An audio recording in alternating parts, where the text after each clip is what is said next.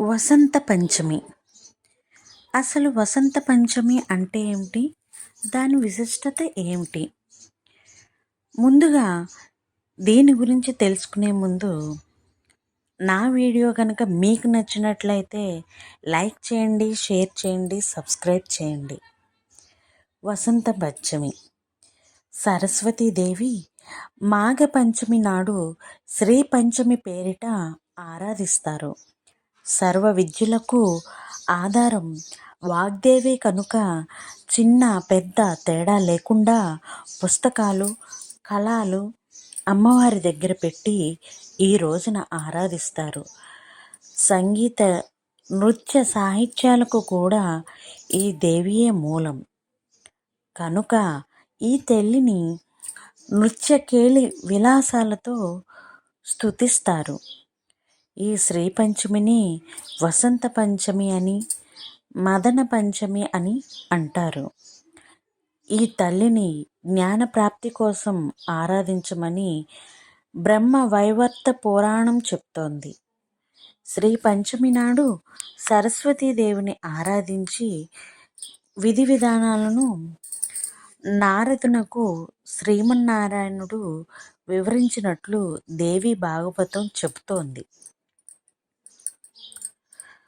అలాగే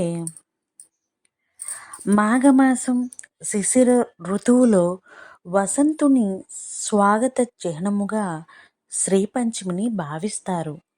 ఋతురాజు వసంతుడు కనుక వసంతుని ప్రేమను కలిగించేవాడు మదనుడు కనుక మదనుణ్ణి అనురాగవల్లి అయిన రతీదేవిని ఆరాధన చేయడం కూడా శ్రీ పంచమి నాడే కనబడుతుంది.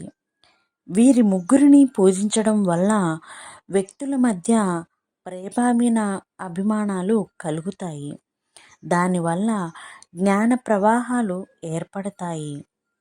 అమ్మ దగ్గర అక్షరాభ్యాసం చేయిస్తే పిల్లలు జ్ఞానరాశులు అవుతారు. సరస్వతి ఆరాధన వల్ల వాక్శుద్ధి కలుగుతుంది. అమ్మ కరుణతో సద్బుద్ధిని పొందుతారు. మేధ, ఆలోచన, ప్రతిభ, ధారణ, ప్రజ్ఞ, స్ఫురణ శక్తుల స్వరూపమే శారదాదేవి. అందుకే దేవిని శివానుజ అని పిలుస్తారు.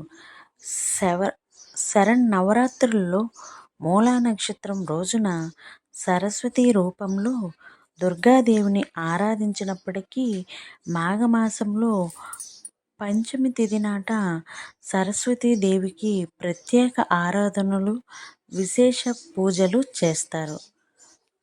ఇది వసంత పంచమి యొక్క విశిష్టత. నా వీడియో కనుక మీకు నచ్చినట్లయితే లైక్ చేయండి, షేర్ చేయండి, సబ్స్క్రైబ్ చేయండి. Thank you.